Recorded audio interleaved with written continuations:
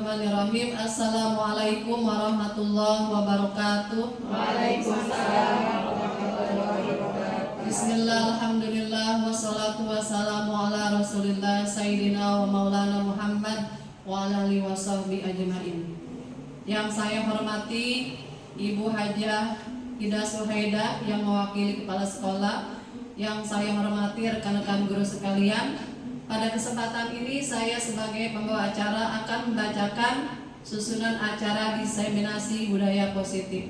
Yang pertama pembukaan, yang kedua menyanyikan lagu Indonesia Raya, yang ketiga Mares Guru Penggerak, yang keempat sambutan kepala sekolah atau yang mewakili, yang kelima kegiatan inti. Marilah kita sama-sama buka kegiatan ini dengan pembacaan basmalah. Bismillahirrahmanirrahim.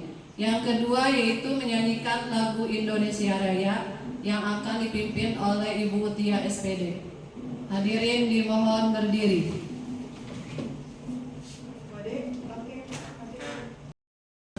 Indonesia tanah airku, tanah padamu.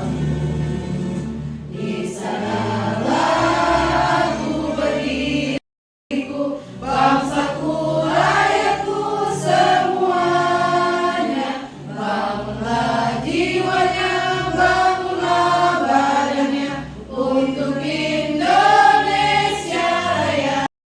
Guru penggerak menghamba pada murid, kreatif rancang pembelajaran, hargai potensi, tingkatkan prestasi, lahirkan profil pelajar Pancasila. Belajar, bergerak, berbagi untuk negeri, kita menjalin kolaborasi. Belajar, bergerak, berbagi untuk negeri, demi bakti pada Ibu Pertiwi.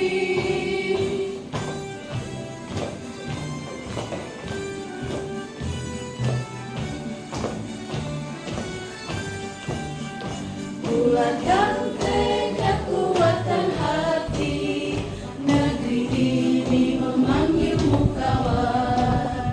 Belajar, bergerak, berbagi untuk negeri, guru penggerak majukan pendidikan.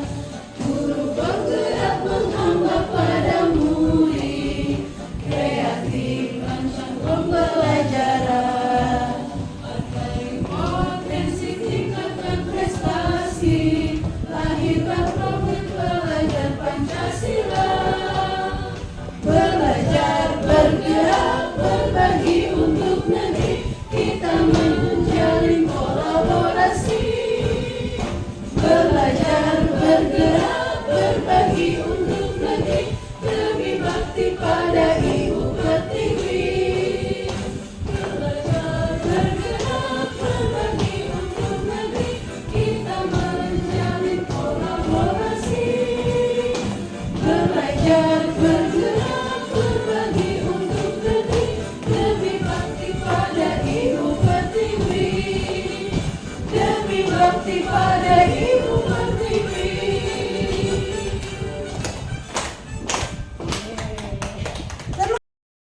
Acara selanjutnya yaitu sambutan yang akan disampaikan oleh Ibu Hajah Ida Suhaida yang mewakili Ibu Kepala Sekolah.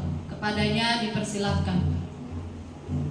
Bismillahirrahmanirrahim. Assalamualaikum warahmatullahi wabarakatuh. Assalamualaikum warahmatullahi wabarakatuh. Bismillahirrahmanirrahim. Alhamdulillahirabbil alamin wa bihi nasta'in wa ala umuri dunya waddin. Wassalatu wassalamu ala asrofil anbiya'i wal mursalin wa ala alihi washabihi ajmain. Amma ba'd.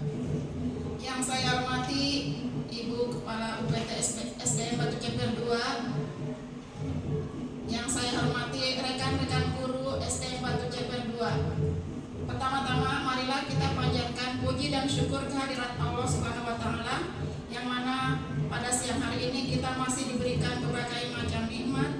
Di antaranya adalah nikmat sehat dan panjang umur, sehingga kita masih bisa mengadakan silaturahim di sekolah ini.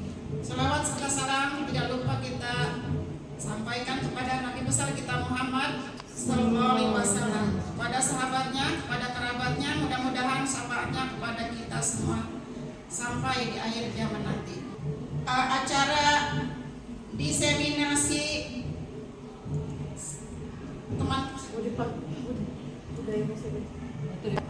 Di sini saya mewakili kepala sekolah yang hari ini mungkin berhalangan hadir, mengucapkan banyak-banyak terima kasih kepada rekan-rekan guru SD Batu Ceper 2 yang sudi kiranya mengikuti acara kegiatan diseminasi teman-teman kita calon guru penggerak angkatan 11 dengan tema budaya positif. Mudah-mudahan kegiatan ini dapat bermanfaat bagi kita semua serta menjadi motivasi kepada teman-teman kita khususnya yang muda-muda untuk mengikuti jejak para calon guru penggerak tersebut. Dengan terima kasih kami ucapkan kepada rekan-rekan guru yang telah menyempatkan waktunya untuk mengikuti kegiatan diseminasi para calon guru penggerak dengan tema budaya positif. Semoga kegiatan ini dapat berjalan dengan lancar dan dapat memotivasi kita semua, terutama guru-guru yang muda, supaya ikut jejak para calon guru penggerak tersebut. Dengan membaca Bismillahirrahmanirrahim, mari kita buka kegiatan ini pada siang hari ini.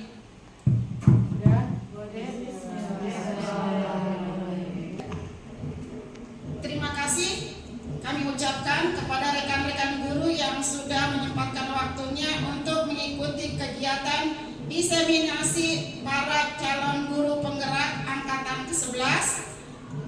Semoga kegiatan ini dapat memotivasi semua guru-guru, khususnya guru yang muda-muda, untuk mengikuti jejak para CGP tersebut. Demikian sambutan dari saya. Dengan mengucapkan Bismillahirrahmanirrahim, mari kegiatan ini kita buka. Wassalamualaikum warahmatullahi wabarakatuh. Waalaikumsalam warahmatullahi wabarakatuh. Untuk acara selanjutnya yaitu kegiatan inti pemaparan diseminasi budaya positif yang akan disampaikan oleh Ibu Siti Kholiso SPD. Bismillahirrahmanirrahim. Assalamualaikum warahmatullahi wabarakatuh. Terima kasih kepada Bu Lela sudah memberikan kesempatan kepada saya ya tadi. Yang saya hormati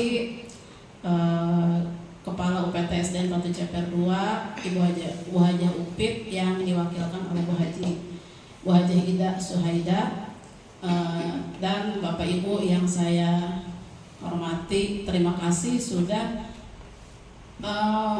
meluangkan waktunya untuk saya berdiri di sini dalam kegiatan diseminasi budaya positif. Alhamdulillahirrahmanirrahim, puji syukur kehadirat Allah Subhanahu wa Ta'ala yang telah melimpahkan kita nikmat iman, nikmat sehat, sehingga pada kesempatan kali ini saya bisa berdiri di sini dan bisa menyampaikan diseminasi ini. Tak lupa sholawat serta salam kepada junjungan Nabi besar Muhammad Sallallahu Alaihi Wasallam. Baik, ibu-ibu guru hebat, kita akan mulai diseminasi ini. Baik, ibu-ibu guru hebat, di sini kita akan lihat kesepakatan forum diseminasi yang sudah kita sepakati tadi. Di antara 6 ini, adakah yang ingin menambahkan ibu-ibu semua? Pas ya, cukup ya. Baik, yang pertama saling menghargai, yang kedua menjadi pendengar yang baik, 3 berpakaian rapi, 4 raise hand jika ingin bertanya atau berpendapat, yang kelima mode HP di silent saat kegiatan berlangsung, dan keenam izin jika ingin keluar ruangan. Lanjut, kita akan ke pengertian budaya positif, di mana budaya positif ini adalah nilai-nilai keyakinan dan kebiasaan baik di sekolah yang berpihak pada murid agar mereka dapat berkembang menjadi pribadi yang kritis, penuh hormat dan bertanggung jawab sesuai dengan profil pelajar Pancasila. Ya, saya yakin ibu-ibu guru semua di sini paham dengan budaya positif yang memang sudah terbiasa kita laksanakan ya. Semoga dengan melaksanakannya kegiatan budaya positif di sekolah kita menjadikan anak-anak kita itu berbudi luhur.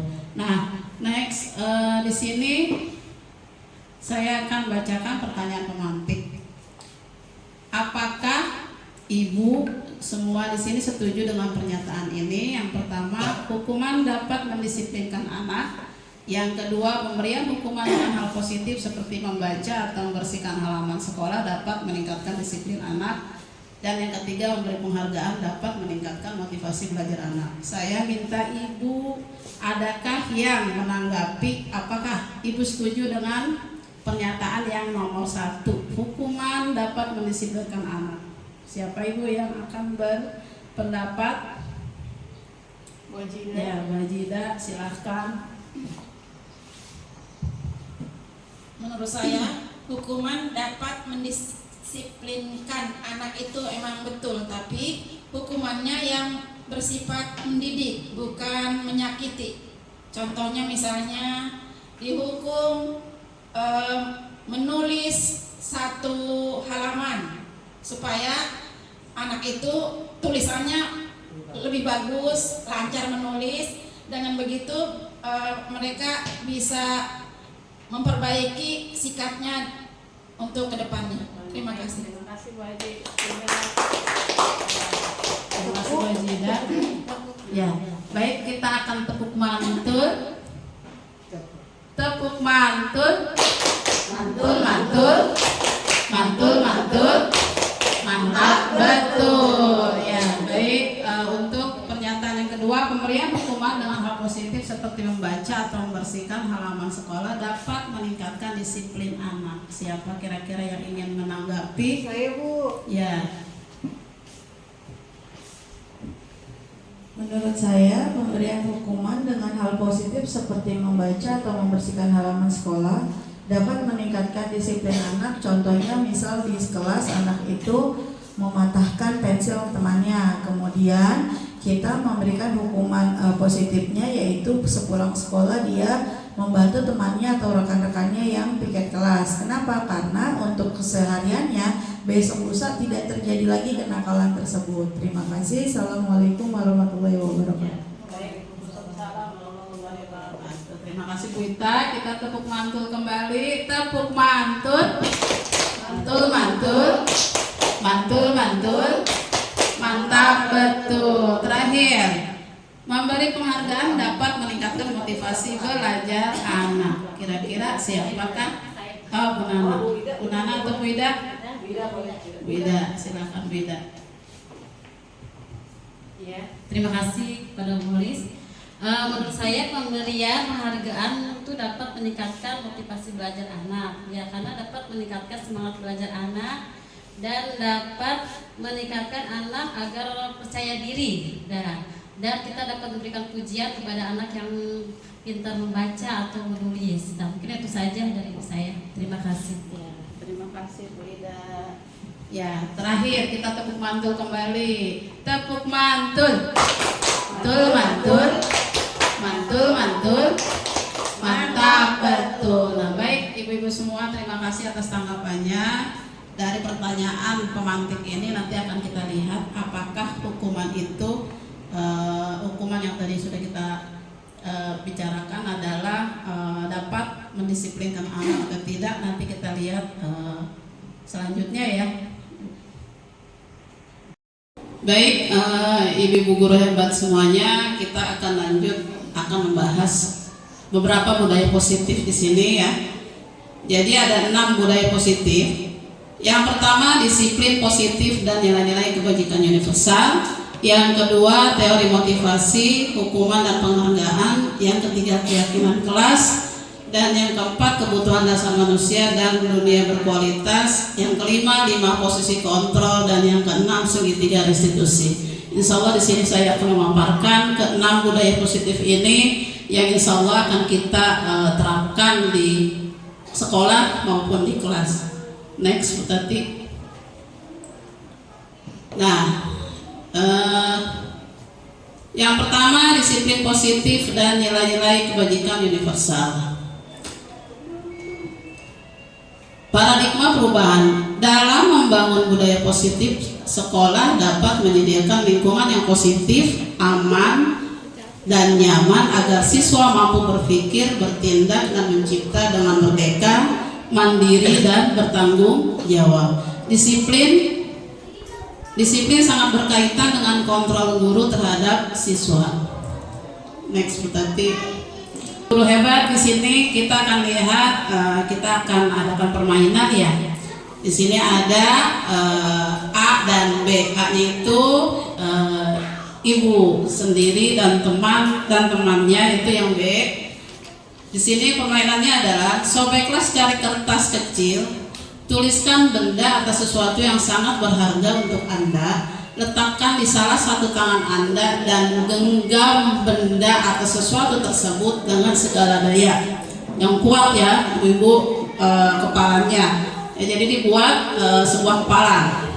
Lalu teman Anda yang B ini akan mencoba dengan sekuat tenaga dengan berbagai cara untuk meminta ibu memberikan benda tersebut.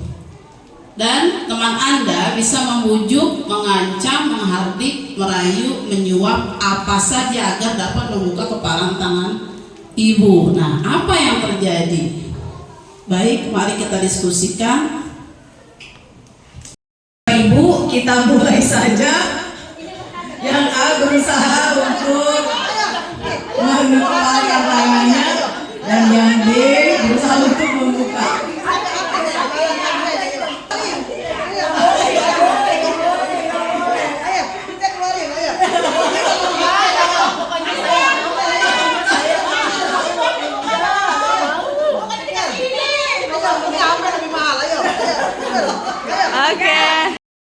Karena benda yang ada di tangan saya ini merupakan benda yang sangat berharga bagi saya. Jadi walaupun Ibu Haji Ida merayu, memaksa, saya tidak akan memberikannya. Iya, kenapa saya terbuka? Karena hal yang paling berharga untuk hidup saya adalah anak-anak saya. Ketika Bu Papa merayu dan mengiming-imingi saya akan diajak jalan-jalan, saya rasa itu akan membahagiakan. Dan akhirnya pun saya melepaskan agar anak saya bahagia juga. Terima kasih. Baik, terima kasih kepada Bu Lela dan Bu Ita. Tadi kita sudah mempraktikkan permainan ini, di mana Bu Lela tetap mempertahankan kepalanya dan Bu Ita membuka kepalanya. Baik, di sini perubahan paradigma teori kontrol atau ilusi kontrol. Adanya miskonsepsi tentang makna kontrol, di mana yang pertama adalah ilusi guru mengontrol murid. Yang kedua, ilusi bahwa kritik dan membuat orang merasa bersalah dapat menguatkan karakter. Yang ketiga, ilusi bahwa semua penguatan positif efektif dan bermanfaat. Dan yang keempat, ilusi bahwa orang dewasa memiliki hak untuk memaksa. Next. Nah, di sini siapa sesungguhnya yang memiliki kontrol? Kontrol yang pertama di sini stimulus respon. Kita mencoba mengubah orang agar berpandangan sama dengan kita. Dan teori kontrolnya adalah kita berusaha memahami pandangan orang lain tentang dunia. Nah, lanjut, perilaku buruk dilihat sebagai suatu kesalahan. Dan teori kontrolnya adalah semua perilaku memiliki tujuan. Lalu orang lain, stimulus responnya adalah orang lain bisa mengontrol saya.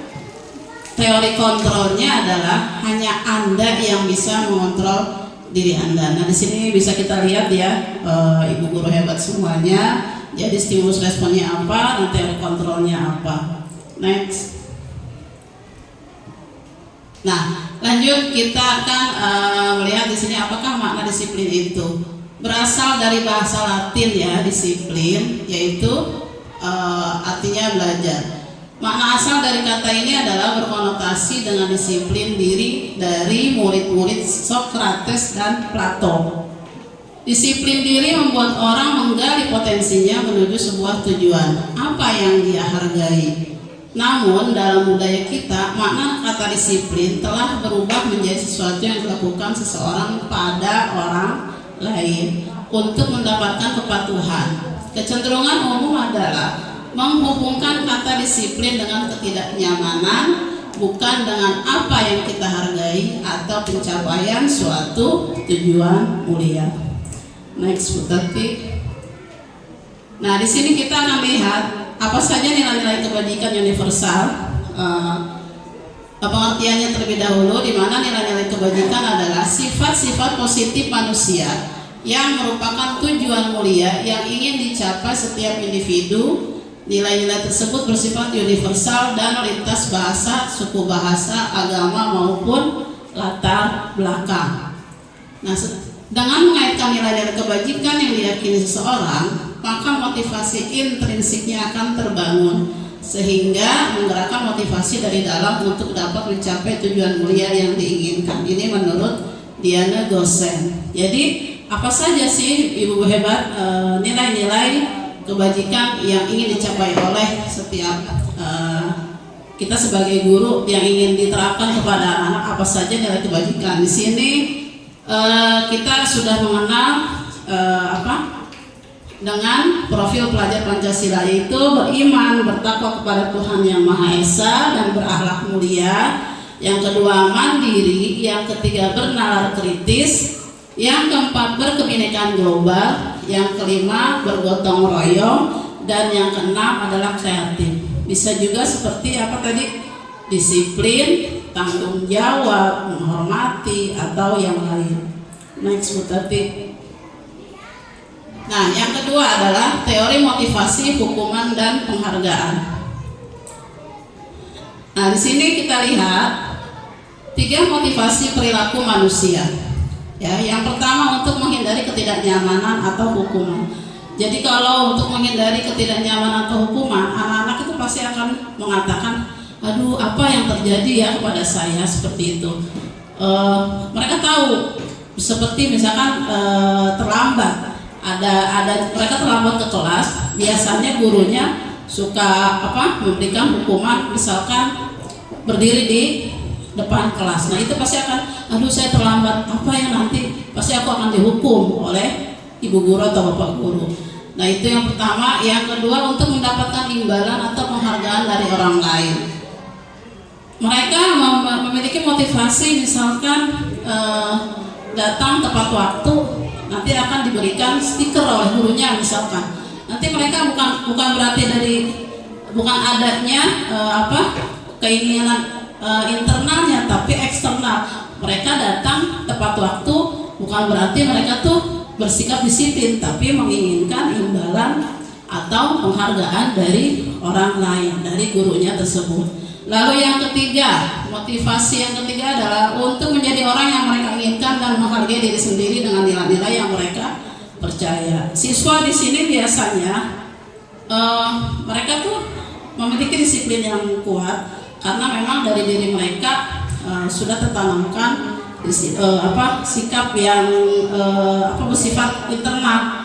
Jadi mereka datang tepat waktu itu benar-benar, oh iya, aku harus datang tepat waktu karena memang masuk akan dibel jam 7. Aku tidak boleh terlambat datang lewat dari jam 7. Mereka benar-benar diterapkan disiplin seperti itu. Dan inilah yang ketiga, motivasi yang memang benar-benar harus gurunya atau muridnya terapkan. Jadi yang paling bagus menurut saya ini yang ketiga. Next. Nah, di sini ada kegiatan pemantik. Ada kasus Ibu Anas ya, di bawah saya akan bacakan. Iva kurang menguasai pelajaran matematika sehingga pada saat pelajaran tersebut berlangsung dia lebih banyak berdiam diri atau menggambar di buku pelajarannya ya. Pada saat guru matematikanya Pak Seno menanyakan pertanyaan Iva menjadi gugup dan tak sengaja menjatuhkan tasnya dari kursi. serta tiba-tiba menjadi gagap pada saat berupaya menjawab. Seluruh kelas pun tertawa melihat perilaku Iva yang bicara tergagap dan terkejut tersebut. Pak Seno pada saat itu membiarkan teman-teman Iva menertawakan Iva yang tergagap dan malu luar biasa, dan malahan minta Iva untuk maju ke depan dan berdiri di depan kelas sambil menunjuk hidungnya karena tidak menjawab pertanyaan Pak Seno. Lalu kelas pun makin gaduh dan anak-anak pun tertawa melihat Iva di depan kelas memegang ujung hidungnya. Di sini ada pertanyaannya ya ibu-ibu, jadi jawablah kedua pertanyaan ini dan berilah minimal 2 tanggapan terhadap jawaban rekan Anda. Yang pertama, apakah Anda setuju dengan tindakan Pak Seno terhadap Iva? Mengapa? Lalu yang kedua, menurut Anda, tindakan Pak Seno terhadap Iva adalah sebuah hukuman atau konsekuensi? Mengapa? Kira-kira siapa yang bisa menanggapi Bapak Ibu? Ini untuk yang pertama, apakah Anda setuju dengan tindakan Pak Seno terhadap Iva? Saya rasa tidak setuju karena Pak Seno di sana sepertinya kurang respect gitu ya kepada muridnya. Mengapa? Karena Pak Seno membiarkan teman-teman Iva menertawakan Iva yang tergagap dan malu luar biasa. Dan malah Iva disuruh untuk maju ke depan dan berdiri di depan kelas, menunjuk hidungnya karena tidak bisa menjawab pertanyaan Pak Seno. Justru saya tidak setuju dengan Pak Seno. Kemudian menurut saya tindakan yang Pak Seno lakukan terhadap Iva adalah sebuah hukuman atau konsekuensi. Itu adalah jelas sebuah hukuman. Kenapa? Karena Ivanya itu suruh ke depan terus dia memegang ujung hidungnya. Alasannya karena Iva tidak bisa menjawab pertanyaan dari Pak Seno. Terima kasih. Assalamualaikum warahmatullahi wabarakatuh. Nah, baik, terima kasih Bu Ita atas tanggapannya. Kita akan berikan tepuk mantul bersama-sama ya. 1, 2, 3. Tepuk mantul. Mantul, mantul. Mantul, mantul. Mantap, betul. Oke, terima kasih Bu Ita atas tanggapannya. Jadi benar ya, kasus dari Pak Seno itu sebenarnya tidak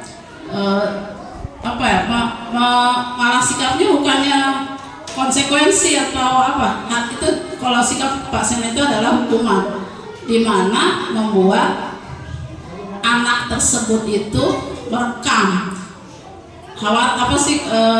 Dia itu si Iva ini malah harusnya tuh diberi arahan ya, ditanya kenapa, alasannya kenapa dia tidak memperhatikan Pak Seno ya. Jadi harusnya kalau memang menurut kata ya, baik, di sini ada ya hukuman, konsekuensi, restitusi. Sudah jelas ya Bu, kalau hukuman itu adalah identitas gagal. Kalau konsekuensi adalah dan restitusi adalah disiplin atau identitas sukses. Jadi yang perlu memang kita terapkan itu kita bisa menerapkan konsekuensi, dan yang lebih bagus lagi adalah restitusi. Nanti restitusi akan dijelaskan lebih lanjut di posisi di tahapan yang ke-6 nanti. Next Bu Tati. Next lagi. Nah, bisa dilihat di sini hukuman, konsekuensi, dan restitusi. Dimana kalau hukuman ya, contohnya adalah awas kalau dilakukan lagi ya, nanti awas kamu, itu hukuman bersifat negatif maksudnya. Lalu netral, lakukan apa yang saya katakan, dan positifnya adalah apakah hal ini yang sesungguhnya ingin kamu lakukan. Next Bu Tati. Next. Nah, jadi berdasarkan bagan yang tadi kita sudah lihat, kita bisa menyimpulkan bahwa hukuman bersifat tidak terencana atau tiba-tiba. Anak atau murid tidak tahu apa yang akan terjadi dan tidak dilibatkan. Jadi hukuman itu bersifat apa? Satu arah dari pihak guru yang memberikan, dan murid hanya menerima suatu hukuman tanpa melalui suatu kesepakatan atau pengarahan dari pihak guru baik sebelum atau sesudahnya. Nah, itu hukuman ya Bu. Lalu Eh, Konsekuensi biasanya diberikan berdasarkan suatu data yang umumnya dapat diukur. Jadi sudah diketahui di sini. Jadi kalau hukuman itu ya memang sudah ada aturannya, ya terikat. Sedangkan kalau konsekuensi itu sudah dilakukan dengan atas kesepakatan bersama antara siswa dan gurunya, ya. Lalu yang ketiga itu restitusi, itu bisa diterapkan. Itu kalau menurut saya lebih bagus adalah melakukan penerapan restitusi. Next, Bu Tati. Lanjut, yang ketiga adalah keyakinan kelas. Di sini ibu-ibu semua apakah sudah di kelas melakukan atau membuat keyakinan kelas, Bu? Sudah? Sudah ya. Coba kita lihat. Di sini ada pertanyaan. Perhatikan pertanyaan berikut di sini. Mengapa kita memiliki peraturan harus menggunakan helm bila mengendarai kendaraan roda 2? Kira-kira keyakinan ininya apa ya? Lalu yang kedua, mengapa kita memiliki peraturan 3M menggunakan masker, mencuci tangan, dan menjaga jarak 1,5 meter. Yang ketiga, mengapa kita memiliki peraturan harus datang tepat waktu pada saat mengikuti pelatihan. Kira-kira mengapa kita memiliki, pertanyaan pertama nih, memiliki peraturan harus menggunakan helm bila mengendarai kendaraan roda 2? Siapa yang mau jawab, Ibu? Ya, Well, silahkan. Mengapa kita memiliki peraturan harus menggunakan helm bila mengendarai kendaraan roda 2? Menurut saya ini adalah untuk keselamatan. Keselamatan. Lalu pertanyaan yang kedua, mengapa kita memiliki peraturan 3M menggunakan masker, mencuci tangan, dan menjaga jarak 1,5 meter? Siapa yang ingin menjawab? Baik, Bu Haji. Menurut saya mencuci tangan dan menjaga jarak 1,5 meter itu untuk mencegah penularan, jadi berkaitan dengan kesehatan. Terima kasih, Bu Haji. Lalu pertanyaan yang ketiga, mengapa kita memiliki peraturan harus datang tepat waktu pada saat mengikuti pelatihan? Siapa yang bisa menjawab? Ya, Bill, Pak. Untuk yang ketiga ini berkaitan dengan kedisiplinan. Betul. Terima kasih Ibu semua, pertanyaannya sudah dijawab, ya. Kita lakukan tepuk mantul kembali. Siap-siap ya. 1, 2, 3. Tepuk mantul. Mantul, mantul. Mantul, mantul. Mantap, betul. Terima kasih ya. Jadi sudah dijawab. Ya, jadi untuk mendukung motivasi intrinsik, kembali ke nilai-nilai keyakinan. Kembali ke nilai-nilai keyakinan, ya, lebih menggerakkan seseorang dibandingkan mengikuti serangkaian peraturan-peraturan. Memang kalau menggunakan helm kan jangan takut kena tilang, jangan takut sama polisi, tetapi apa yang kita yakini yaitu keselamatan, betul. Terus kalau kita memiliki peraturan 3M menggunakan masker, mencuci tangan, dan menjaga jarak, itu bukan berarti kita takut sakit perut atau yang lain, tapi demi kesehatan. Ya, Bapak Ibu. Baik, next, Bu Tati. Nah, Ibu guru hebat, di sini ada beberapa penerapan ya, bagaimana membuat keyakinan kelas. Di sini ada beberapa hal yang harus kita bisa terapkan nanti apabila kita membuat keyakinan kelas. Yang pertama adalah lebih abstrak dari peraturan. Yang kedua berupa pernyataan universal dibuat dalam bentuk kalimat positif. Jadi jangan hindari kata-kata yang negatif. Jangan sampai ada kata jangan dan dilarang. Lalu yang selanjutnya sedikit saja agar mudah diingat. Yang kelima, sesuai dengan kondisi sekolah agar mudah diterapkan. Dan yang keenam, semua warga sekolah dilibatkan saat membuat. Nah, jadi ini hal-hal yang bisa kita terapkan ketika kita membuat keyakinan kelas, ya. Lanjut, Bu Tati. Nah, di sini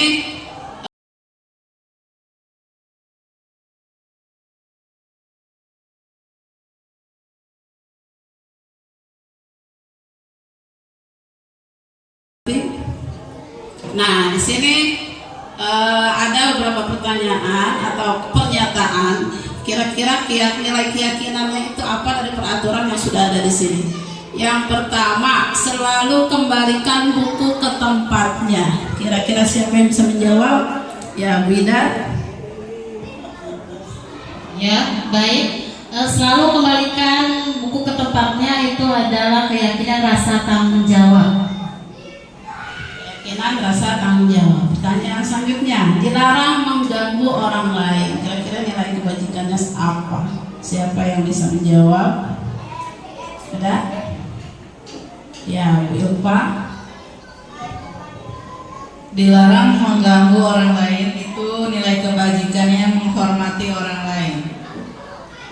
Menghormati orang lain. Yang ketiga, hadir di sekolah 15 menit sebelum pembelajaran dimulai. Ya, Bu silakan. Menghormati orang lain dan komitmen.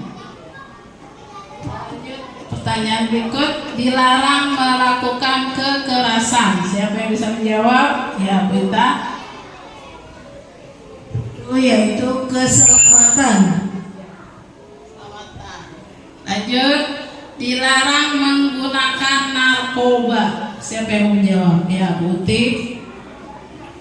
Dilarang menggunakan narkoba, keyakinan yang kita miliki yaitu kesehatan. Si Uti. Lanjutnya, pergantian atau menunggu giliran.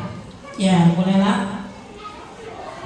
Pergantian atau menunggu giliran keyakinannya yaitu menghormati orang lain dan bersabar. Selanjutnya, gunakan masker. Siapa yang ingin menjawab? Nilai keyakinannya apa?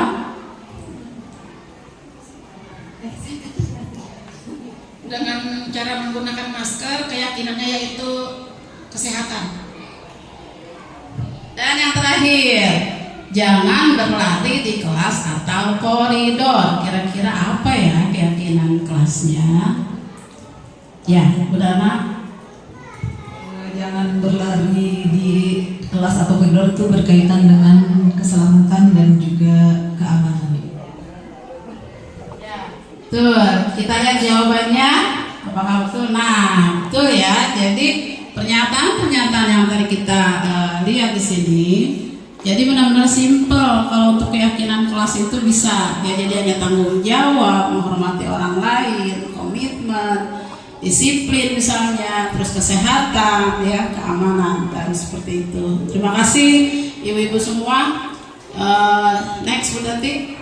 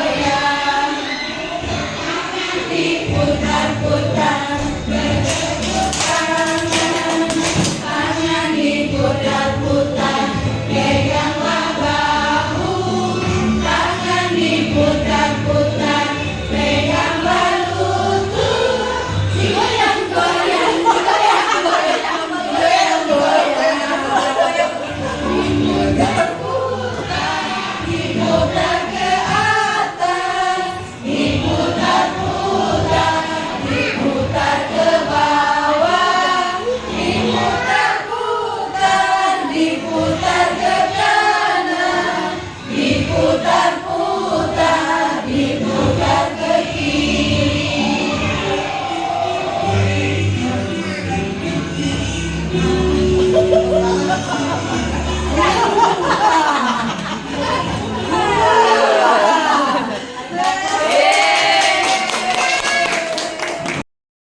terima kasih ibu semua. Kita sudah melakukan ice breaking tadi ya, seru ya, lemes ya. Lemes nggak tadi itunya? Lemes sama kuat. Oh ngantuk. Kan udah ice breaking tadi Waji. Udah tambah semangat. Ya, udah tambah semangat ya. Ya, baik kita lanjutkan.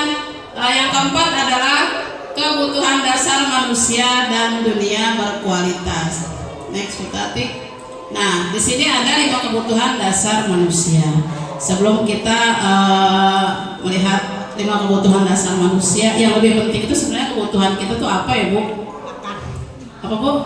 Makan, pakaian, ya kebutuhan primer dan sekunder ya. Tapi di sini kita bisa lihat 5 kebutuhan dasar manusia. Yang pertama adalah penguasaan, di mana penguasaan itu adalah keinginan untuk meninggalkan pengaruh, kompeten, terampil, dan diakui.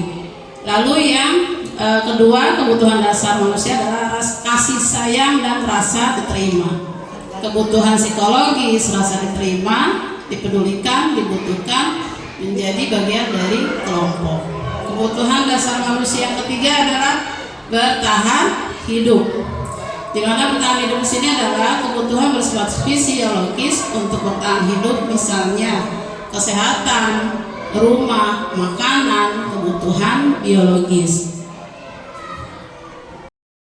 Lanjutnya yang keempat, kebutuhan dasar manusia itu adalah kebebasan. Di mana kebebasan ini adalah kebutuhan akan kemandirian, otonomi, mengendalikan arah hidup seseorang, dan yang kelima adalah kesenangan, di mana kesenangan ini adalah kebutuhan mencari kesenangan, bermain, dan tertawa. Jadi mesti kita ingat ada 5 kebutuhan dasar manusia. Yang pertama adalah penguasaan, yang kedua adalah rasa kasih sayang dan rasa diterima, yang ketiga bertahan hidup, dan yang keempat adalah kebebasan. Yang kelima adalah kesenangan. Next, Bu Tati.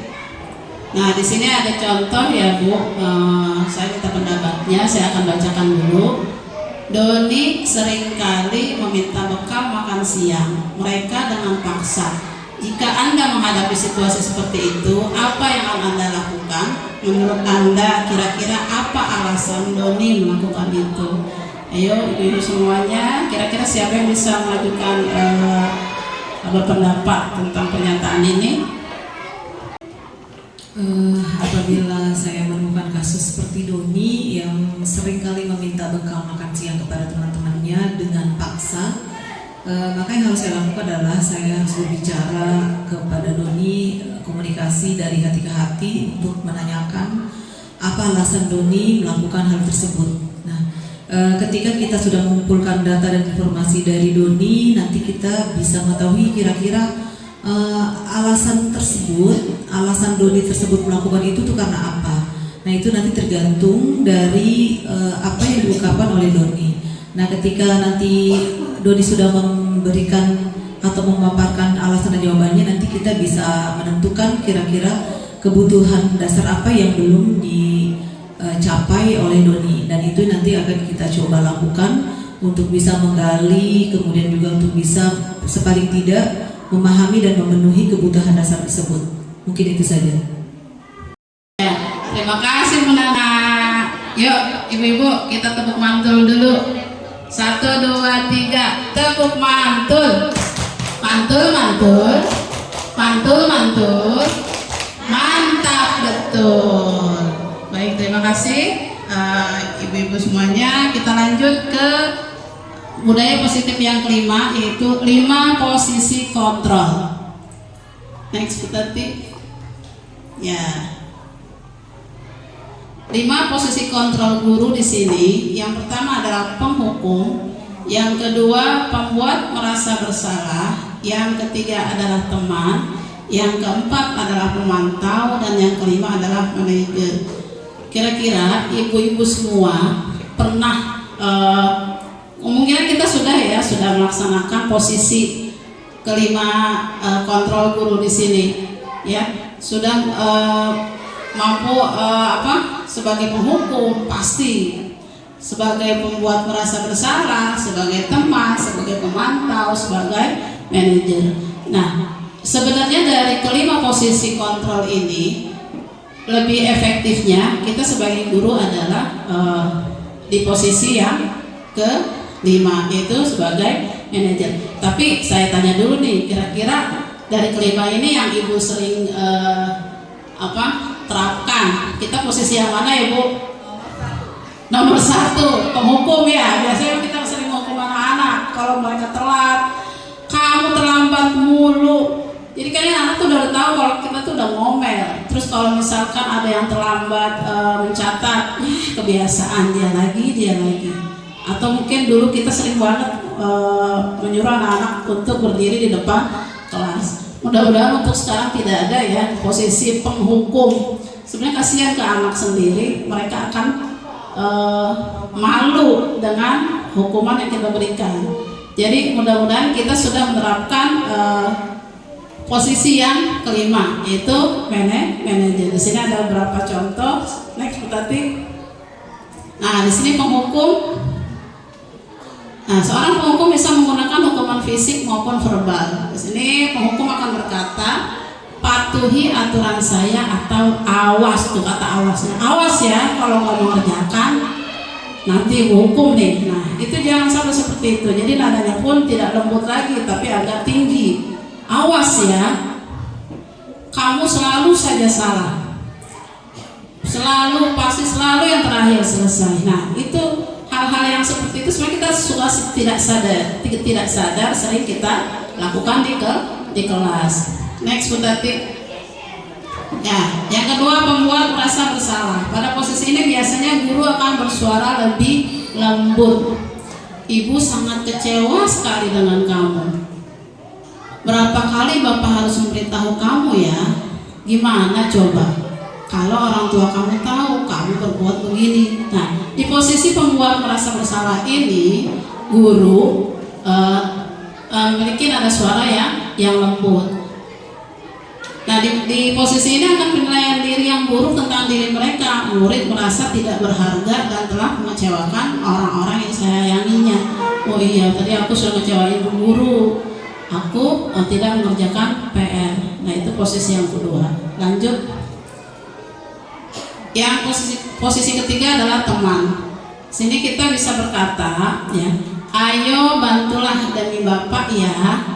Ayo ingat tidak bantuan Bapak selama ini. Ya sudah kali, ini tidak apa-apa. Nanti Ibu bantu bereskan. Sebenarnya dari posisi sebagai teman ini ada hal yang negatifnya ya di sini. Dimana posisi teman adalah bila suatu saat guru tersebut tidak membantu, maka murid akan kecewa dan berkata, saya pikir Bapak Ibu teman saya. Murid merasa dikecewakan dan tidak mau lagi berusaha karena merasa gurunya itu sudah dianggap sebagai teman, sudah ada chemistry-nya, sudah sering menganggap gurunya itu bukan gurunya lagi tapi sebagai teman. Tapi ketika gurunya tidak membantu, mereka akan merasa kecewa. Ya, next Butet. Nah, yang selanjutnya adalah pemantau. Di mana pemantau ini bisa pertanyaannya adalah sebagai berikut. Peraturannya apa? Apa yang telah kamu lakukan? Sanksi atau konsekuensinya apa? Ya, kita juga bisa sebagai pemantau. Next.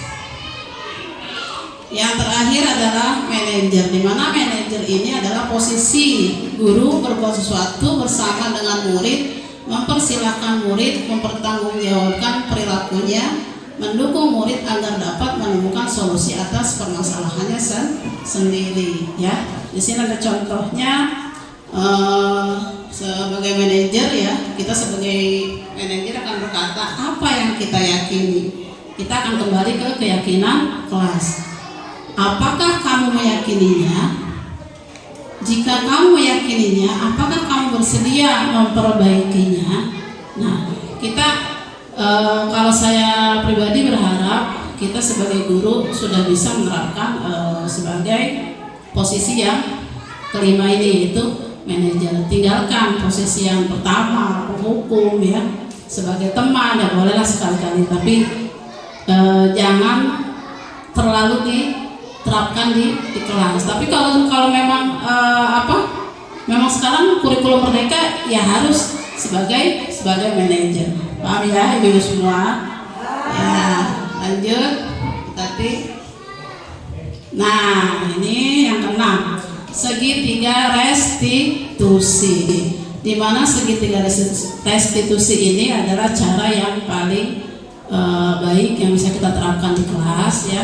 Jadi ketika anak berbuat kesalahan jangan langsung dihukum. Nah, di sini ada segitiga restitusi. Langkah yang pertama adalah menstabilkan identitas. Ya, menstabilkan identitas pasti kita melihat seorang siswa itu memiliki kesalahan ya. Nah, lalu di situ langkah kedua kita langsung ke validasi kebutuhan anak tersebut itu apa. Nah, yang ketiga menanyakan keyakinan. Di sini segitiga restitusi itu bisa kita terapkan dan kita bisa lihat contohnya ibu semua. Next Bu Tati, di sini ada contoh untuk mengatakan kepada siswa yang mempunyai kasus ya. Kalau dibilang kita kasus bisa terlambat, mungkin bisa di kelas dia tidur. Kita tanya kenapa? Ya, kayak tadi contoh kasus si Doni yang memaksa mengambil makanan temannya. Kita bisa terapkan segitiga restitusi ini, di mana yang pertama adalah menstabilkan identitas. Jadi kita akan bilang ke anak, berbuat salah itu wajar, ya. Tidak ada manusia yang sempurna. Ibu bapak juga pernah melakukan itu. Misalnya tadi kan si Doni merebut makanannya ya. Kamu tahu nggak ibu panggil ke sini? Tahu Bu. Kenapa? Karena aku tadi memaksa merebut makanan temanku. Nah, nanti menstabilkan identitasnya apa ibu? Gurunya kan berkata berbuat salah itu wajar. Nah, ibu juga pernah ya dulu memaksa mengambil makanan teman ibu sendiri. Nah, itu menstabilkan identitas. Ya, lanjut Bu Tati. Nah, yang kedua validasi tindakan yang salah. Nah, tadi kan si Doni sudah memaksa mengambil makanan temannya. Nah, ketika langkah validasi tindakan yang salah, kita bisa menerapkan kata seperti ini. Kamu pasti punya alasan mengapa melakukan hal itu. Ya. Kenapa si Doni melakukan hal itu? Kita tanya. Ibu tahu, ya. Ibu mau tanya, kamu pasti punya alasan mengapa melakukan hal itu, merebut makanan dengan paksa. Nah, nanti si Doni jawab lagi, ya. Lanjut bentar. Nah, menanyakan keyakinan. Tadi setelah si Doni menjawab, ya Bu, aku di rumah mamaku tidak masak misalnya. Ini belum kesini ya. Mamaku tidak masak, atau mungkin aku lupa membawa Bu. Nah, itu kan alasannya, alasan kenapa dia tidak membawa makanan. Lalu ke langkah berikutnya, yaitu menanyakan keyakinan. Kamu tahu tidak? Kamu sudah melanggar keyakinan kelas kita dengan cara merebut makanan dengan paksa. Tahu Bu? Ingat tidak keyakinan kelas yang sudah kita sepakati? Tahu Bu? Apa nak? Nah, itu jadi cara-cara seperti itu memang kita bisa terapkan di kelas. Jadi keyakinan kelas apa yang sudah dilanggar anak-anak kita. Contoh yang tadi itu kan berarti sikap si Doni itu kan merebut makanan berarti apa? Tidak menghormati temannya, ya. Jadi masih dia jawab, iya Bu, aku tahu, aku sudah melanggar keyakinan kelas kita. Apa nak? Aku merebut makanan temanku, berarti aku tidak menghormati temanku, karena dia sudah membawa dari rumah, tetapi aku malah memaksa memintanya. Jadi pelanggarannya itu tidak menghormati temannya yang sudah membawa makanan dari rumah. Ya, paham ibu semua ya. Jadi mudah-mudahan kita bisa menerapkan segitiga restitusi ini ya. Memang ya, jadi kita bisa menerapkan segitiga restitusi ini yang memang di kelas itu kita kemungkinan bisa, kalau belum melakukan mungkin akan terasa berat, tapi insya Allah kalau kita terbiasa dengan melakukan segitiga restitusi ini, anak-anak merasanya nyaman. Jadi tidak merasa dihukum, tidak merasa gurunya itu menekan dia karena dia punya kesalahan, ya. Jadi kita bisa mempraktekkan di kelas dengan cara segitiga restitusi. Nah, ibu semua bisa hal-hal yang di sekolah atau di kelas itu kan biasanya kasus tuh banyak ya. Jangan langsung menjas dia itu salah. Ya pokoknya intinya lakukan hal-hal yang membuat anak-anak kita nyaman. Nah, baik ibu-ibu, di sini saya akan memberikan contoh kegiatan restitusi yang saya lakukan di kelas, di mana ada siswa yang pernah terlambat atau sering terlambat. Maka saya harus melakukan kegiatan restitusi ini. Yang pertama memanggil siswa tersebut, kita ajak bicara kenapa dia dipanggil oleh kita, ya. Ajak bicara pelan-pelan. Langkah pertama adalah menstabilkan identitas. Dimana mengubah identitas gagal menjadi orang yang sukses. Kenapa dia dipanggil? Ternyata dia sering terlambat. Nah, kita tanya alasannya apa, ya. Nah, selanjutnya